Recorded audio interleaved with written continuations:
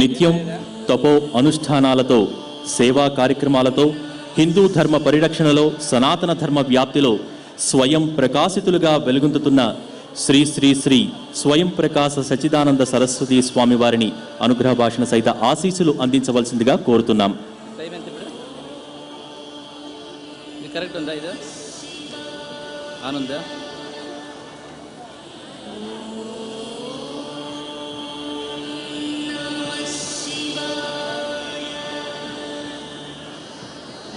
శ్రీ గురుభ్యో నమః.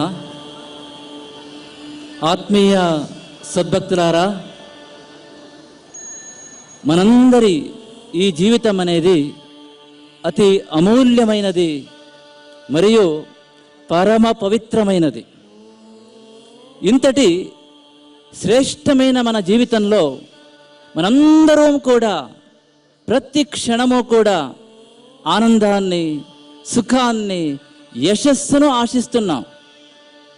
వాస్తవికంగా చూసినట్లయితే మనం జీవితం అనేది సుఖ దుఃఖముల మిశ్రణం. కానీ భగవంతుడు మనకు ప్రసాదించిన వివేచన సామర్థ్యాన్ని మనం జాగ్రత్తగా వినియోగం చేసినట్లయితే మనం జీవితంలో ఎక్కువగా ఆనందాన్ని, సుఖాన్ని, యశస్సును పొందవచ్చును. అలాగైతే ఇది ఎలా అని అడిగినట్లయితే చూడండి, మనం జీవితంలో ప్రతి క్షణము కూడా అనుభవిస్తున్న సుఖ దుఃఖములను రెండు బలాలు నిర్ధరిస్తున్నాయి. ఒకటి మన పురుష ప్రయత్నము, ఇంకొకటి విధి ప్రారబ్ధం. మనం జీవితంలో ఎక్కువగా ఆనందాన్ని, సుఖాన్ని, యశస్సును పొందాలంటే మన మనస్సును ఎల్ల వేళలో ప్రశాంతంగా పెట్టుకొని మన పురుష ప్రయత్నమును సక్రమంగా చేస్తూ ఉండాలి.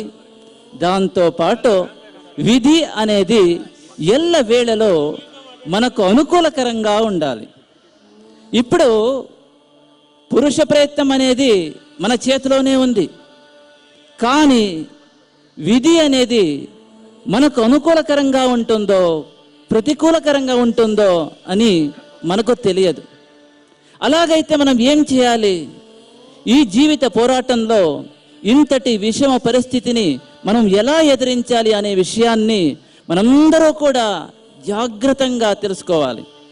చూడండి, మన జీవితం ఈ ప్రకృతికి, ఈ కాలానికి అధీనమే ఉన్నది.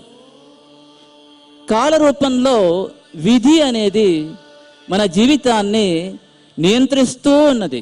కావున విధి మనకు అనుకూలకరంగా ఉండాలంటే మనము విధికి విధి అయిన ఆ భగవంతుని ఆరాధించాలి. తద్వారా ఈ అతి అమూల్యమైనటువంటి భగవదనుగ్రహాన్ని మనందరూ కూడా నిత్య జీవితంలో సంపాదించుకోవాలి. అలాగైతే ఈ భగవదనుగ్రహాన్ని ఎవరు సంపాదించుకోవచ్చును, ఎలా సంపాదించుకోవాలి అని అడిగినట్లయితే మన సనాతన హిందూ ధర్మం చెబుతుంది, ఈ భగవదనుగ్రహాన్ని సంపాదించుకోవడానికి మానవులందరికీ కూడా సమానమైనటువంటి అధికారము మరియు అవకాశం ఉన్నది. ఎలా సంపాదించుకోవాలి?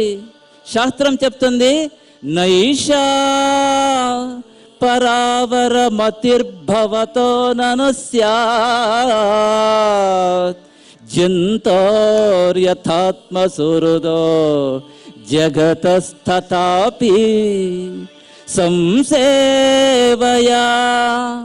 సురతరోరివతే ప్రసాదః సేవానురూపముదయో న పరావరత్వం. శాస్త్రం చెప్తుంది, శక్తుడైన భగవంతుడు అందరిలో కూడా, మానవులందరిలో కూడా సమానంగా ఆత్మస్వరూపంలో నెలకొని ఉన్నాడు.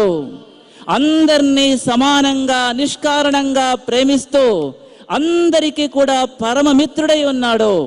కావున భగవంతుడికి విద్యావంతుడు, అవిద్యావంతుడు, పేదవాడు, శ్రీమంతుడు, ఈ వర్గం వాడు, పరవర్గం వాడు, పై వర్గం వాడు, క్రిందటి వర్గం వాడు, ఈ దేశస్థుడు, పరదేశస్థుడు, ఈ ధర్మం వాడు, పరధర్మం వాడు, ఇలాంటి నికృష్టమైనటువంటి భేదభావాలు కించిత్తూ ఉండదు. కానీ భగవంతుని యొక్క అనుగ్రహం అందరికీ కూడా సమానంగా దొరకదు. ఎవరైతే అచలమైన శ్రద్ధ, దృఢమైన నమ్మక, పరిశుద్ధమైన భక్తితో భగవంతుని ఆరాధిస్తారో వాళ్లకు మాత్రమే జీవితంలో భగవంతుని యొక్క అనుగ్రహం పరిపూర్ణంగా కలుగుతుంది. వాళ్లకు మాత్రమే విధి అనేది ఎల్ల వేళలో అనుకూలకరంగా ఉంటుంది.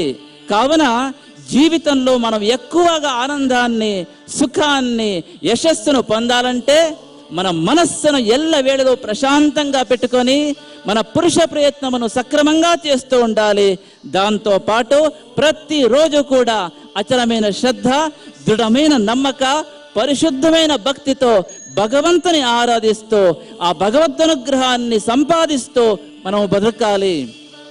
ఇది సుఖమైన, సార్థకమైన, ఆనందమైన జీవితానికి మనందరికీ కూడా ఒక దివ్యమైన సూత్రము.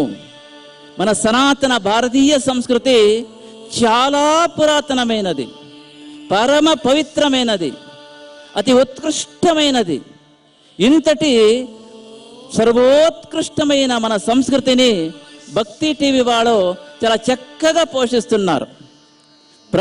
తద్వారా ఈరోజు కూడా తద్భాగంగా ఈ కార్తీక మాసంలో ప్రతి సంవత్సరం కూడా ఈ కార్తీక దీప మహోత్సవాన్ని చాలా చక్కగా, అద్భుతంగా, శ్రద్ధ భక్తులతో ఇక్కడ ఏర్పాటు చేస్తున్నారు.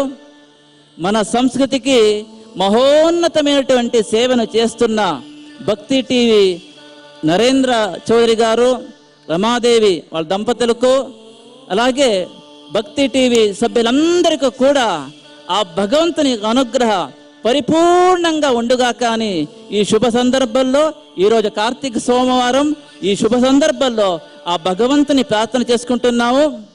మానవులందరూ కూడా, మన దేశ ప్రజలందరూ కూడా పరస్పర ప్రీతి విశ్వాసములతో, స్నేహ సౌహార్దములతో, శాంతి సమాధానములతో సుఖంగా, ఆనందంగా ఉండుగాకని ఈ శుభ సందర్భంలో భగవంతుని ప్రార్థిస్తూ ఈ ఆశీర్వచనాన్ని ముగిస్తున్నాము.